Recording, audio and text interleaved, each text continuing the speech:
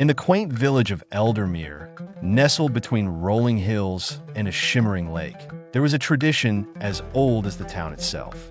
Every year, during the Festival of Lights, villagers would gather in the square to make promises to one another.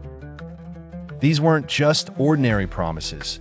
They were sacred vows, sealed with a handshake and a whispered word, Foreverbound.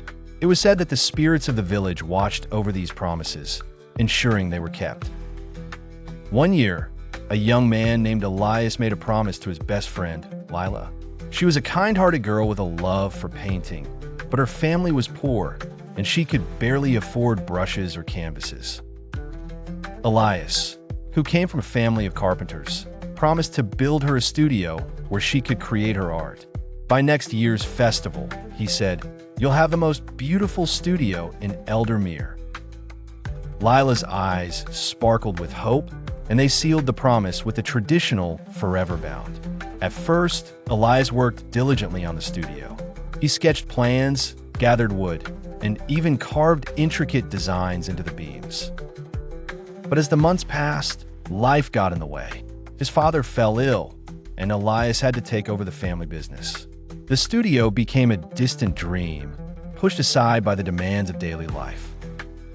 Whenever Lila asked about it, Elias would say, "Soon, I promise," but his words began to feel hollow. The Festival of Lights arrived once more, and the villagers gathered in the square. Lila looked around, hoping to see Elias with news of her studio, but he was nowhere to be found. Disappointed, she joined the crowd, her heart heavy.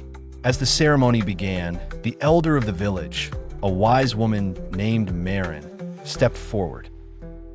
She held a lantern in her hands, its light flickering like a heartbeat. "Promises," Marin began, "are not just words. They are threads that bind us to one another, weaving the fabric of trust and love. When a promise is broken, that thread unravels and the fabric weakens. But when a promise is fulfilled, it strengthens the bond between us, creating something beautiful and enduring." As she spoke, the lantern's light dimmed, and the villagers gasped. Marin explained that the light was tied to the promises made in Eldermere. When promises were kept, the light burned brightly, but when they were broken, it faded. The villagers looked around, realizing that the light had never been so dim. Elias, who had been hiding at the edge of the square, felt a pang of guilt. He had been so consumed by his own struggles that he had forgotten the weight of his promise to Lila. That night, he returned to the half-built studio and worked tirelessly, determined to make things right. By the next morning, the studio was complete. It was a masterpiece, with large windows to let in the sunlight and shelves for Lila's paints and brushes.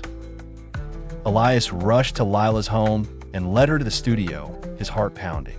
When she saw it, tears filled her eyes. "You kept your promise," she whispered.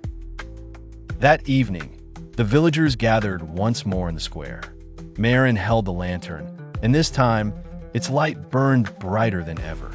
Elias and Lila stood side by side, their bond stronger than before.